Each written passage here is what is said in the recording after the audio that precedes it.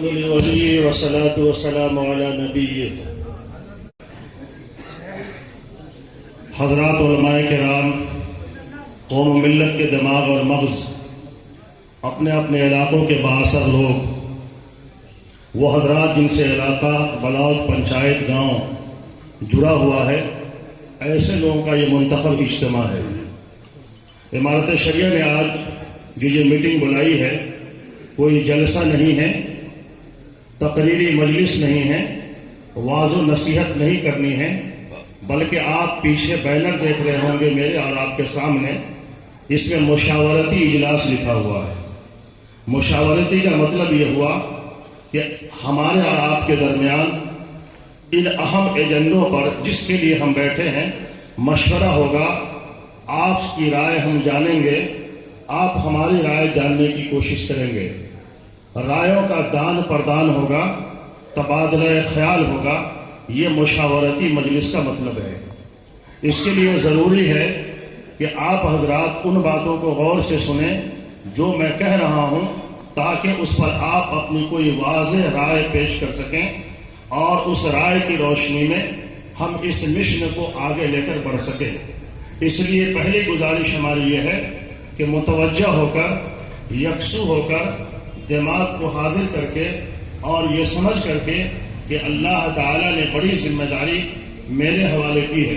یہ ذمہ داری صرف محمد شبلی کی نہیں ہے، اور یہ ذمہ داری ہم سب کے مخدوم و مربی مفکر اسلام حضرت مولانا سید محمد ولی رحمانی صاحب دامت برکاتہ کی نہیں ہے، بلکہ میرے نبی جناب محمد رسول اللہ صلی اللہ علیہ وسلم نے ارشاد فرمایا، الا کلکم راعٍ وکلکم مسئول عن رعیتہ.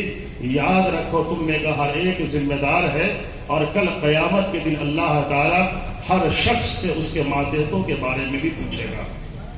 آپ کے ماتحت جتنا بڑا حلقہ ہے، اگر آپ اپنے گھر کے ایک گارجین ہیں، باپ ہونے کی حیثیت سے، بڑے بھائی ہونے کی حیثیت سے، سمجھدار ہونے کی حیثیت سے، تو اللہ تعالیٰ آپ سے قیامت کے دن آپ کے گھر کے لوگوں کے بارے میں بھی پوچھے گا. اگر آپ کی حیثیت یہ ہے کہ آپ اپنے گاؤں میں پوچھے جاتے ہیں، آپ کی عزت ہے آپ کے گاؤں میں، آپ کی بات سنی جاتی ہے، یہ اللہ کا احسان ہے. ورنہ اس روئے زمین پر اور خود آپ کی بستی میں ایسے لوگ موجود ہیں جو بہت بولتے ہیں، ان کی بات کوئی نہیں سنتا ہے، اور آپ اشارہ کرتے ہیں اور آپ کی بات متوجہ ہو کر لوگ سننے کی کوشش کرتے ہیں. جو حضرات بھی اس پوزیشن میں ہیں، اس پوزیشن کو اللہ کا احسان وہ سمجھیں اور اللہ کی نعمت اسے سمجھیں اور اس نعمت کی حق ادائیگی کی کوشش کریں. تو میں یہ کہہ رہا تھا کہ یہ ذمہ داری تنہا میری نہیں ہے، اور عمارت شریعہ پھلواری شریف میں بنی ہوئی اس بلڈنگ کا نام نہیں ہے، اور عمارت شریعہ دارالقضا جو یہاں کھلا ہوا ہے اس کا ہی نام نہیں ہے، اور عمارت شریعہ 400-500 آدمی جو وہاں کے اسٹاف اور ملازمین ہیں ان کا نام نہیں ہے، بلکہ عمارت شریعہ ملت کے ایک ایک فرد کے مجموعے کا نام ہے، اور آپ سب عمارت شریعہ ہے. جب یہ تصور آپ کا ہوگا اور جب میں یہ سمجھوں گا کہ میری قوم کا ہر فرد، چاہے وہ کسی شہر میں رہتا ہے یا کسی دیہات میں رہ کر کے کھیت میں ہل چلاتا ہے، وہ سب عمارت شریعہ ہے، تو ہم سمجھیں گے کہ عمارت شریعہ اب زمین پر اتر گئی اور عمارت شریعہ کامیابی کی طرف چل پڑی. ہم سب کے مخدوم حضرت امیر شریعت مولانا سید محمد ولی رحمانی صاحب دامت برکاتہ برابر کہا کرتے ہیں، اور خاص ان کی نصیحت ہوا کرتی ہے، یہ ضروری نہیں ہے کہ ملت کے مسائل اور ملت کی ضرورتوں کو ہم ہی سمجھ سکیں. ہو سکتا ہے کہ عمارت شریعہ کے بارے میں کچھ رائے حل چلانے والے دیہاتی کی ایسی ہو جس رائے تک ہماری ذہن نہیں جا رہی، ہمارا ذہن نہیں جا رہا ہے. مجھے ان رائےوں کو بھی سننا چاہیے اور سمجھنا چاہیے. اس سمت میں جب ہم چلیں گے تو عمارت شریعہ اپنے مقصد میں کامیاب ہوگی. تو آپ حضرات یکسوئی کے ساتھ سنیں گے، پھر مشورہ دیں گے. اس لیے آج کا یہ اجتماع ہے، اس لیے آج کی یہ بیٹھک ہے. موضوع کیا ہے، کیوں ہم بیٹھے ہیں؟ موضوع بھی آپ جان چکے ہیں. بڑا موضوع ہے تعلیم. بڑا موضوع ہے تعلیم. تعلیم کوئی ایسی چیز نہیں ہے جس کو آپ نہیں جانتے ہو کہ تعلیم کی اہمیت کیا ہے اور تعلیم کس طرح حاصل کی جائے. آج کا جو زمانہ ہے یہ تعلیم کی اہمیت بیان کرنے کا زمانہ ختم ہو گیا. اب طریقہ تعلیم بتانے کا زمانہ ہے، کیسے تعلیم حاصل کی جائے. یہ وہ زمانہ ہے جو کمپٹیشن کا زمانہ ہے، یہ زمانہ استعداد اور لیاقت پیدا کرنے کا زمانہ ہے، یہ کوالٹی کا زمانہ ہے۔ اس کمپٹیشن کے زمانے میں، کوالٹی کے زمانے میں، اس مسابقتی دور میں ہم کیسے آگے بڑھ سکیں گے، اس پر غور کرنے کا زمانہ ہے۔ میں چند بنیادی باتیں آپ سے گزار کروں گا، اس کے بعد آپ کی رائے لوں گا۔ پہلی بات تو میں آپ سے یہ کہوں گا کہ اسلام نے علم حاصل کرنے کے لیے کہا ہے، اسلام نے علم حاصل کرنے کی ہدایت دی ہے۔ اور علم کسے کہتے ہیں؟ علم کیا ہے؟ میں آپ سے سوال کرتا ہوں، کیا مدرسے کی چٹائی پر بیٹھ کر پڑھنے والے یہ علم حاصل کر رہے ہیں، یا اسکول کے بینچ پر بیٹھ کر کے پڑھنے والے وہ علم حاصل کر رہے ہیں، یا دونوں علم ہیں؟ بات بہت واضح کر رہا ہوں، علم یہ ہے یا علم وہ ہے، یا علم دونوں ہے؟ علم دونوں ہے۔ اللہ تبارک و تعالیٰ نے قرآن کریم میں جو ہدایت دی، پہلی ہدایت دی، اقرأ باسم ربک الذی خلق، پڑھو اس پروردگار کے نام سے جس کی بڑی صفت تخلیق ہے، چیزوں کو وجود میں لانا ہے۔ یہ اللہ تبارک و تعالیٰ نے اپنی خوبی بیان فرمائی قرآن کریم میں۔ اگر اسی آیت پر غور کیا جائے، پہلی آیت جو قرآن کریم کی تعلیم کے تعلق سے ہے، اگر اسی آیت پر غور کیا جائے تو آیت تجسس کی طرف، تحقیق کی طرف، اس میں اور آگے بڑھیے۔ اللہ نے کن مرحلوں سے انسانوں کو گزارا ہے، جمع خون سے لوتھڑے بنے، روح پھونکی گئی، گوشت بنایا گیا، اس کے اندر ہڈیاں اللہ نے اس میں مضبوط بنائی۔ یہ سارے مرحلوں کو اللہ تعالیٰ نے قرآن کریم میں بیان کیا۔ یہ سائنس نہیں اور کیا ہے؟ میڈیکل سائنس ہے نا، یہ میڈیکل سائنس ہے۔ ہم یہ سمجھتے ہیں کہ قرآن کریم نے اور اسلامی شریعت نے اور ہمارے نبی جناب محمد رسول اللہ صلی اللہ علیہ وسلم نے جس تعلیم کی بات کہی ہے، اس میں کہیں کوئی تقسیم نہیں ہے کہ اسکول کی تعلیم حاصل کرو یا مدرسے کی تعلیم حاصل کرو۔ اسلام کے ابتدائی زمانوں کا جب آپ مطالعہ کریں گے، جو اسلام کے عروج کا وقت تھا، مسلمانوں کا ڈنکا بج رہا تھا، مسلمانوں کے فتوحات کا زمانہ تھا، ملک کا ملک ان کے قبضے میں آ رہا تھا، اس زمانے میں مدرسہ نام تھا اس کا، مدارس کے نام سے ہماری یونیورسٹیاں چلتی تھی، ہمارے کالج چلتے تھے۔ اس مدرسے میں حدیث کا بھی علم دیا جاتا تھا، تفسیر بھی پڑھائی جاتی تھی، علوم اسلامیہ بھی پڑھائے جاتے تھے، میڈیکل سائنس بھی پڑھائے جاتے تھے، اور نہ جانے دنیا کے علوم و فنون کس طرح سکھائے جاتے تھے۔ تاریخ اسلام کا جب آپ مطالعہ کریں گے تو وہ دور بھی ہمارے بڑوں پہ گزرا ہے، ہماری وہ تاریخ بھی رہی ہے کہ پوری دنیا نے ہم سے دنیا سیکھا، دنیا کے علوم ہم سے سیکھے۔ میڈیکل سائنس کے کالج مسلمانوں کے تھے، اس کالج میں ہماری زبانوں میں تعلیم ہوتی تھی میڈیکل کی، جس کو یورپ کے لوگوں نے سیکھا، اپنی زبانوں میں اسے منتقل کیا۔ اب ہم یہ سمجھنے لگے کہ میڈیکل سائنس یہ انگریزی زبان کی ایجاد ہے، یا اس زبان کے جاننے والوں کا یہ احسان ہے۔ ہرگز نہیں، آپ اپنی تاریخ کو نہیں بھلائیے۔ آپ کی تاریخ ہے کہ آپ نے باضابطہ طریقے سے میڈیکل کورس دنیا کو دیا، لوگوں نے اپنی اپنی زبانوں میں منتقل کیا، اور اس طرح منظم انداز سے اس میں لگے، اور ایسے فکر مندی کے ساتھ وہ اس میں لگے کہ انہوں نے اس فن کو اپنی طرف منتقل کر لیا، تاریخ کو اپنی طرف منسوخ کر لیا، اور جن کی تاریخ تھی وہ آج کہنے کی بھی پوزیشن میں نہیں کہ میری یہ تاریخ ہے۔ علم کی تقسیم کہیں نہیں ہے، بلکہ علم کی تقسیم کا نقصان ہوا۔ نقصان یہ ہوا، علماء دوسرے علوم کے لوگوں سے کٹے، دوسرے علم کے حاصل کرنے والے لوگ علماء سے کٹے، ان کے نزدیک صرف شریعت رہی، اور انہوں نے دنیا کے تقاضوں کو نہیں دیکھا۔ اللہ تعالیٰ نے مجھے دنیا میں بھیجا، اللہ نے ہماری تخلیق کعبہ شریف میں نہیں کی ہے، اللہ نے مجھے بھگوانے میں اور فلا فلا فلا فلا جگہ پیدا کیا۔ رب کائنات آپ نے ہماری تخلیق کے ذریعے سے اشارہ دیا کہ آپ کا وجود کسی دائرے میں نہیں ہے. آپ کو اللہ تبارک و تعالی نے پھیلا کر کے دنیا میں بھیجا ہے اور ہم مسلمانوں کو اللہ تبارک و تعالی نے دنیا کا امام بنایا ہے, قائد بنایا ہے اللہ تبارک و تعالی نے. اور قرآن کریم کی آیت ہم پڑھتے ہیں اور ان آیتوں کا حوالہ دیتے ہیں کہ آپ بہتر امت ہو. اللہ تعالی نے امت وسط آپ کو بنایا ہے, اللہ تعالی نے قائد بنایا ہے امتوں کا. آپ کو غور کرنا ہے, ہمیں غور کرنا ہے کہ قیادت جو اللہ تعالی نے میرے حوالے کی تھی, اس قیادت کے لیے کن کن علوم اور تجربوں اور ہنر اور فنون کی ضرورت ہے.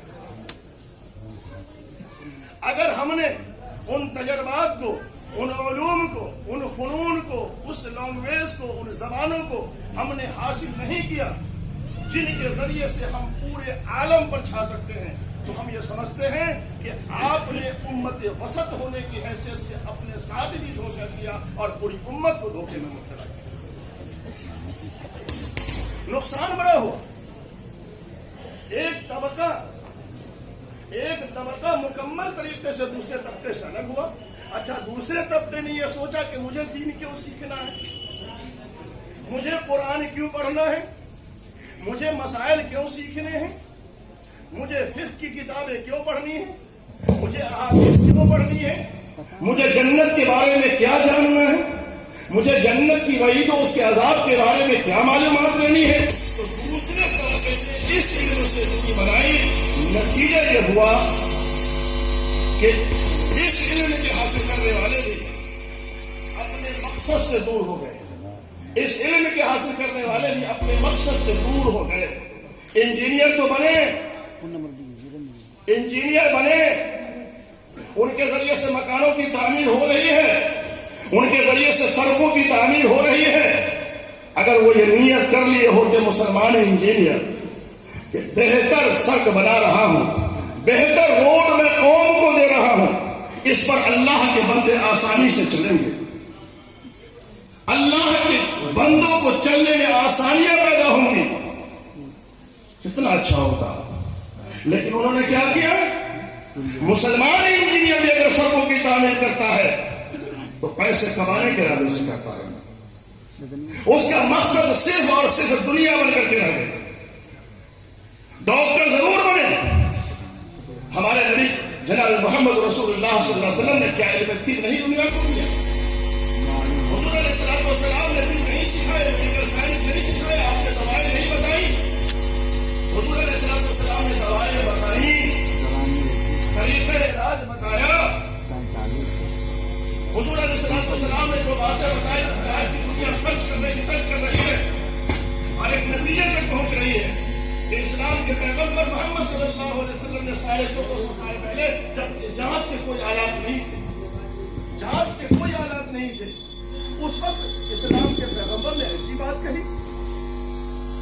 ان باتوں پہ جب وہ غور کرتے ہیں, تجسس کرتے ہیں, تو وہ آگے بڑھتے ہیں اور اسلام کی حقانیت ان کے سامنے آتی ہے. مسلم ڈاکٹر حضرات کو اپنے نبی جناب محمد رسول اللہ سے اور آپ علیہ الصلوۃ والسلام کے علم سے فائدہ اٹھانا چاہیے تھا, اور انہیں یہ سوچنا چاہیے تھا کہ ہم نے جو میڈیکل سائنس سیکھا, علم طب حاصل کیا, اس کا مقصد دنیا کمانا نہیں, صرف اپنے بال بچوں کی پرورش کرنا نہیں, صرف بہتر مکان بنانا نہیں, اچھی گاڑیوں اور سواریوں پہ چلنا نہیں, بلکہ اللہ تبارک و تعالیٰ نے پریشان حالوں کی پریشانیوں کے دور کرنے کا ذریعہ مجھے بنایا. لوگ درد لے کر کے میرے پاس آتے ہیں, لوگ کراہتے ہوئے آتے ہیں, لوگ پریشان حال ہو کر کے آتے ہیں. اسلام نے,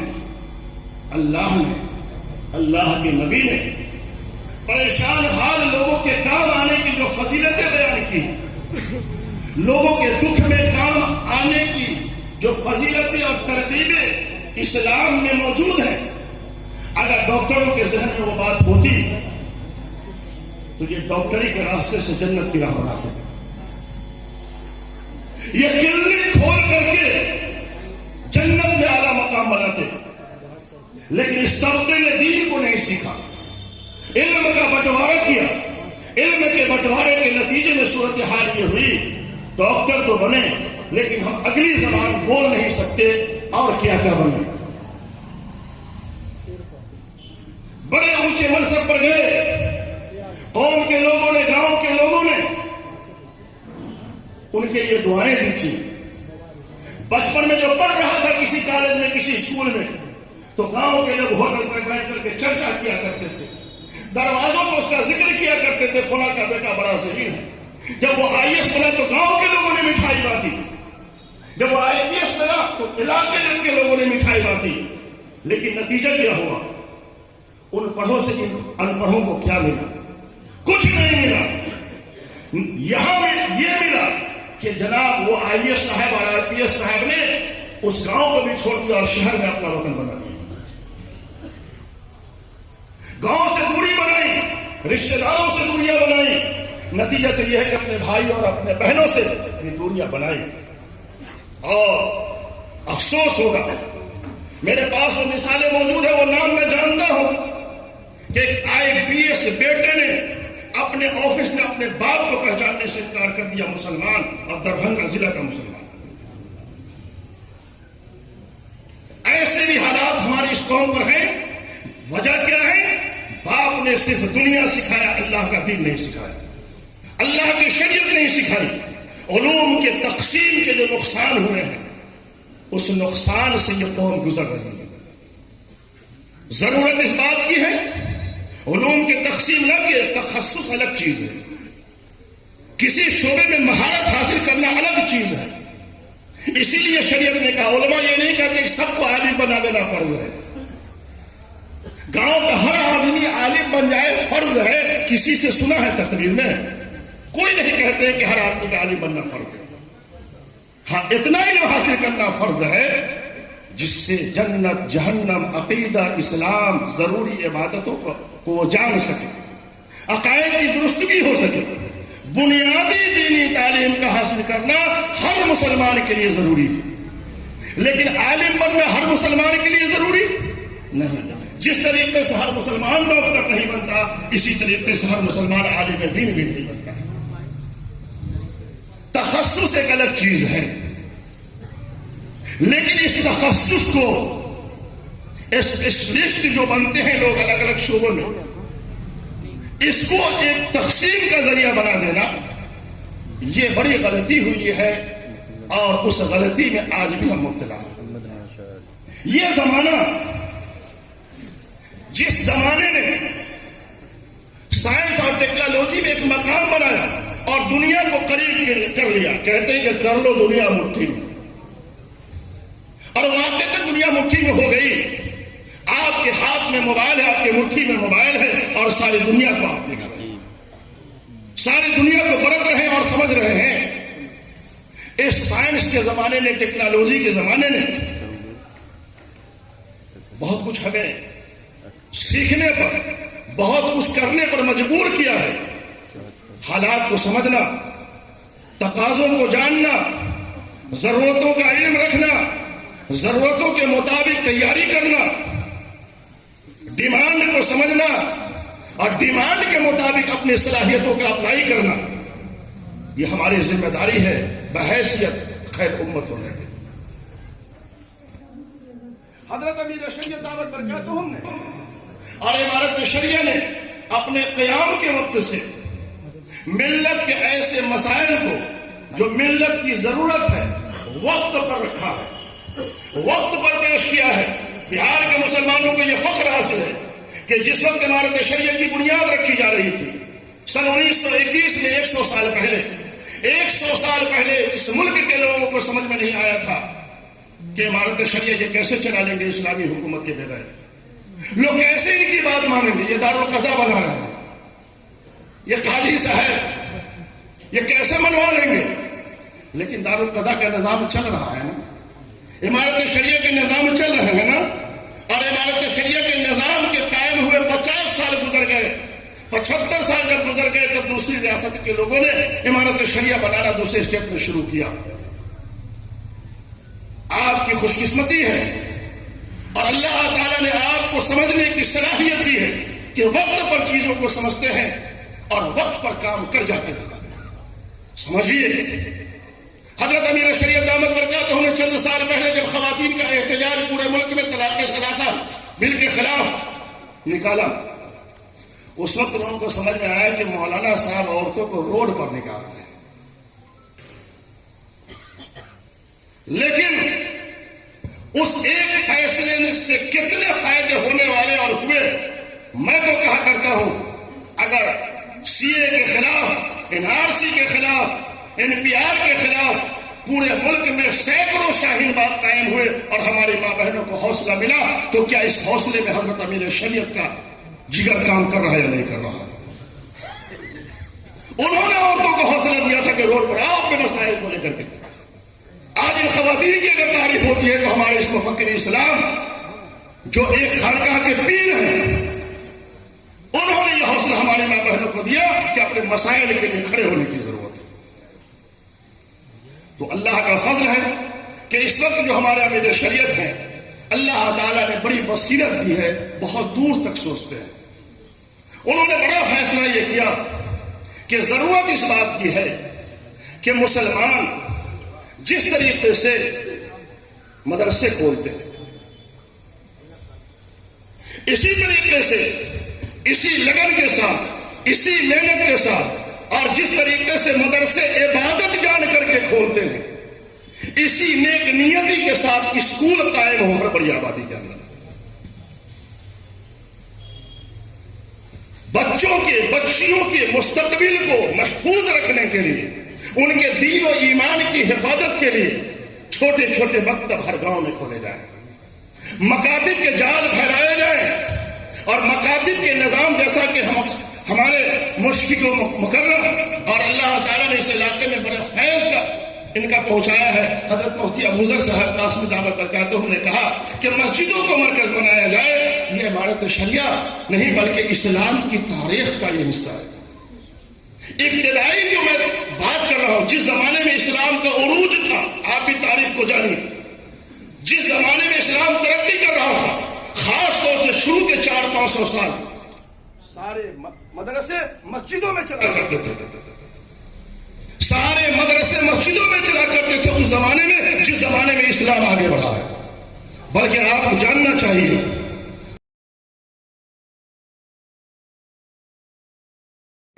اسلامی یونیورسٹی، سب سے بڑی اسلامی یونیورسٹی جامع ازہر مصر ہے، اس کی شروعات ایک مسجد سے ہوئی تھی. اس ملک کی سب سے بڑی اسلامی یونیورسٹی دارالعلوم دیوبند ہے، اس کی بھی شروعات چھتے کی مسجد سے ہوئی.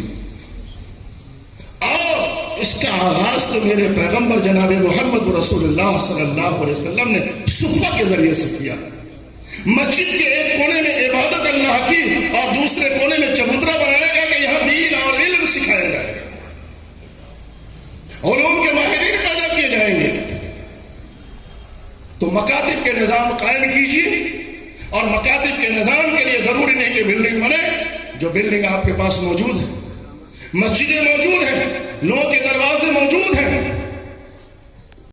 اسلامی یونیورسٹی، سب سے بڑی اسلامی یونیورسٹی جامع ازہر مصر ہے، اس کی شروعات ایک مسجد سے ہوئی تھی. اس ملک کی سب سے بڑی اسلامی یونیورسٹی دارالعلوم دیوبند ہے، اس کی بھی شروعات چھتے کی مسجد سے ہوئی. اور اس کا آغاز تو میرے پیغمبر جناب محمد رسول اللہ صلی اللہ علیہ وسلم نے صفہ کے ذریعے سے کیا. مسجد کے ایک کونے میں عبادت اللہ کی اور دوسرے کونے میں چبوترا بنایا گیا کہ یہاں دین اور علم سکھایا جائے گا، علوم کے ماہرین پیدا کیے جائیں گے. تو مکاتب کے نظام قائم کیجیے، اور مکاتب کے نظام کے لیے ضروری نہیں کہ بلڈنگ بنے. جو بلڈنگ آپ کے پاس موجود ہے، مسجدیں موجود ہیں، لوگوں کے دروازے